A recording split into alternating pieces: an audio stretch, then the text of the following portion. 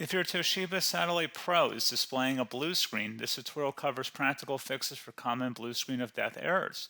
Follow along to troubleshoot Windows crashes and restore normal operation. So while you're performing updates, you're getting an IRQR not less or equal message, K-mode exception not handled, kernel data in page error.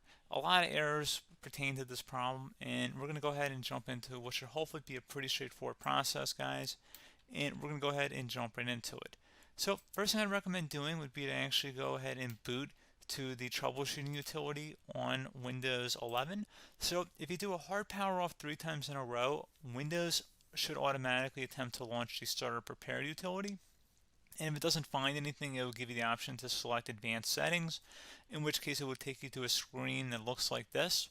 Now, if it does not take you to a screen that looks like this, or you're unable to get to that, you can also download the Windows 10 Media Creation Utility, or Windows 11. They probably will make a creation utility for Windows 11 at some point. And it doesn't really matter. You can actually run the Windows 10 utility on Windows 11 as far as I'm aware.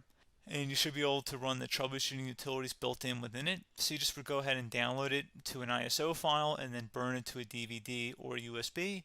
It'd have to be about 4 gigabytes or more. It couldn't be a small USB flash drive, and it couldn't be a CD. It'd have to be a DVD.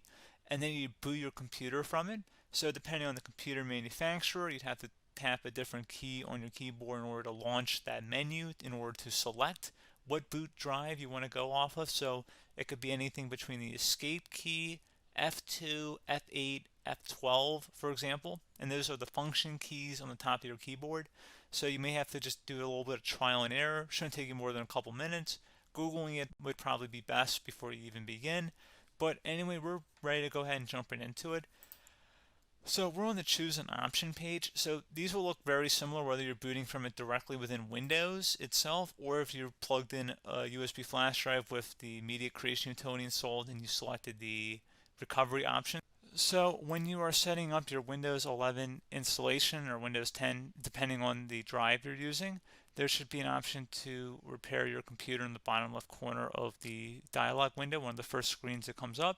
You go ahead and select that, and then it would take you to a troubleshooting screen like you see here. And you want to go ahead and select troubleshoot, reset your PC, or see advanced options. And then there are going to be a whole bunch of options in here that we're going to explore in today's video. The first one, we're going to actually go underneath advanced options, and then select startup prepare, fix problems that keep Windows from loading. So go ahead and select that first.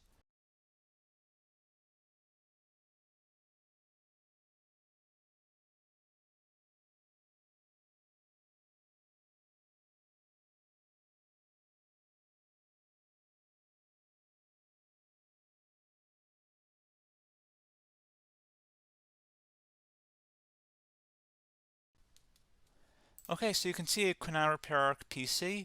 That was our first option we could try. Something else, if we go back into advanced options here, and then select troubleshoot, we're going to go underneath advanced options again. You can go ahead and actually access safe mode by selecting startup settings.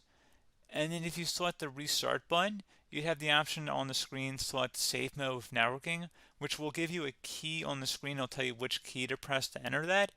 I believe it's the F7 key. It'll do that for you. I'm not going to go over that in today's tutorial because I don't really want to go into safe mode, but you're more than welcome to attempt that by going into here and then selecting restart. Again, it'll launch another screen. It'll say what key do you want to press, and it'll give you like 7 or 8 different options, and you want to select safe mode with networking. There's also an option for a command prompt too, but that's going to be something we're going to cover later in this video, and we don't even have to go through that in order to access it. So that's why I'm not going to really push for that, because unless you know exactly what's causing the problem, you probably don't need to go into safe mode. Unless you're trying to recover files, in which case then you definitely can go into safe mode, but we're trying to actually recover our computer here. So I hope that makes sense. Something else we can also try here as well would be to uninstall updates, remove recently installed quality or feature updates from Windows. So if you go ahead and select that, you can uninstall the latest quality updates, which generally is the more day-to-day updates. Feature updates are the less regularly released ones, like the big ones. I would equate it to service packs in like Windows 7 and Windows Vista and Windows XP. So larger updates that occur once or twice a year at most. And the quality updates are more just a regular update. So probably obviously depend. It'll take longer if you're going to try and uninstall the latest feature update versus quality update, and maybe you don't need to go back that far. So just giving you guys a couple pointers with that. Something else you can also look at here, and we're going to jump into the command prompt in a little bit, but you can select System Restore, which will use a restore point recorded on your PC to restore Windows. And this is something I would highly recommend here, guys. So select Next. Assuming you have a restore point saved on your computer, you go ahead and select the most recently created one, and you'll select Next, and then you'll select the drive. You shouldn't actually have to select the drive. You can scan for affected programs, but we're going to keep it all default here, and then we're going to select Finish. So once started, System Restore cannot be interrupted. Do you want to continue? I think we're going to select yes. I don't think we have anything better to do on our computer right now, so just give it a moment here to initialize. It will take a couple minutes to run, obviously depending on how large your hard drive is and how much is saved on the System Restore point. So just give it a couple minutes here.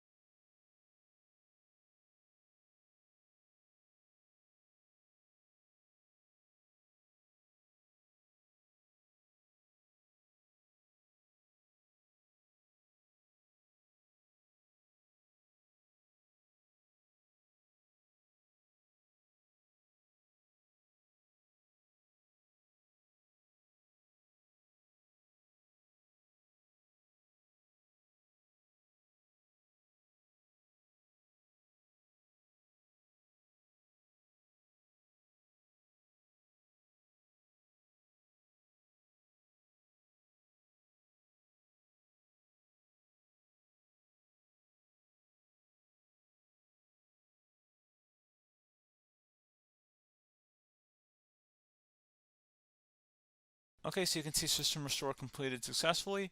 The system has been restored. Your documents have not been affected. Click the Restart button to restart your computer. Go ahead and select Restart.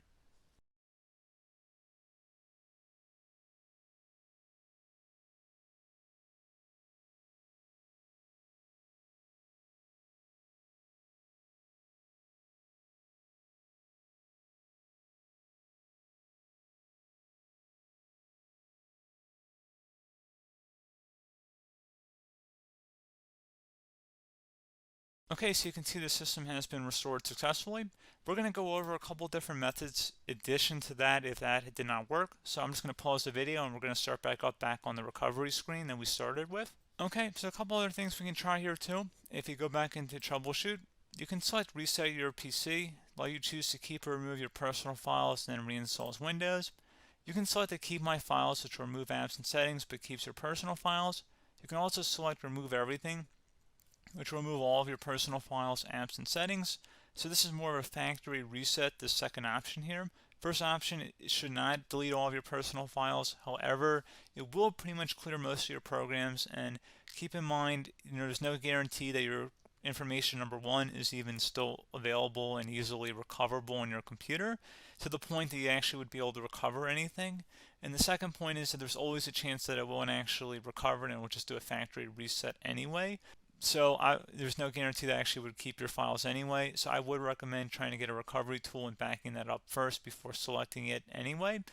But again, those are a couple of different options. And then something else you can try here if you go back to the choose an option. Another option, if you go underneath choose an option and select troubleshoot, advanced options, and now select where it says command prompt. Okay, so the first thing we should do is type our main hard drive here. In most cases, it should be the C drive. So you just do a C colon and then hit enter on your keyboard. So once you're underneath the C drive, we're going to type in dir and then hit enter on your keyboard. It should have program files, users, and Windows all in there. That's how you know you're in the right directory.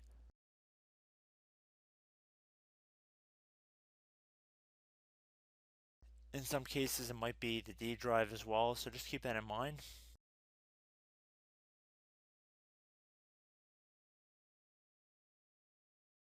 Next thing we're going to do is type in cd space /Windows /system32 /config,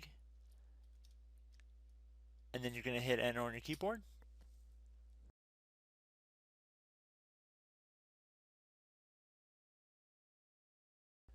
So now you're going to type MD space backup. If you've seen other tutorials, it might also say to put down MD backup. That's because the backup name is pretty common when you want to back something up. So you can name this whatever you want, doesn't have to be backup. So if you've already made a backup folder in the past, you could do backup 1, for example.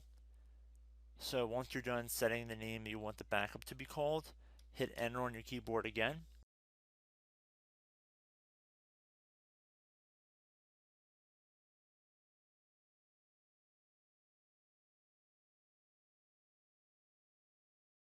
At this point you want to type copy, C-O-P-Y, space, then you want to do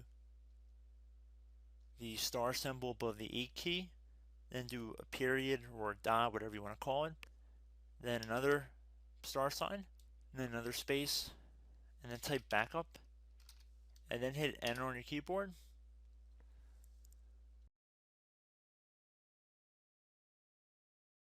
Now you want to type CD reg back, R-E-G-B-A-C-K, and then hit enter on your keyboard. So now that we are under the reg back, so now you want to type dir again, and then hit enter.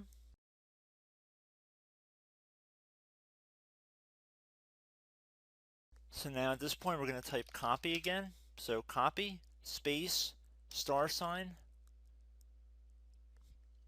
dot, another star sign, space, and then 2 dots. So we're going to type copy, space, star sign, dot, sign, star sign, dot, dot, and then hit enter on your keyboard again. So for overwrite, you want to overwrite all. So type A on your keyboard, so capital A, and then hit enter on your keyboard.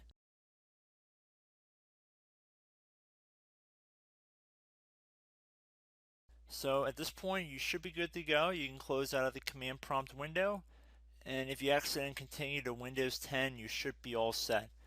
So I hope one of these 3 or 4 different methods we went through in this tutorial helped you guys out. Again, I'm not sure if you guys heard me earlier, but try to go back into your safe mode if possible and uninstall any programs you know might be conflicting with the Windows startup if you can get into safe mode. So just keep that in mind. Something very simple like that could be blocking up everything. So again, I hope this tutorial helped you guys out, and I will catch you in the next tutorial. Goodbye.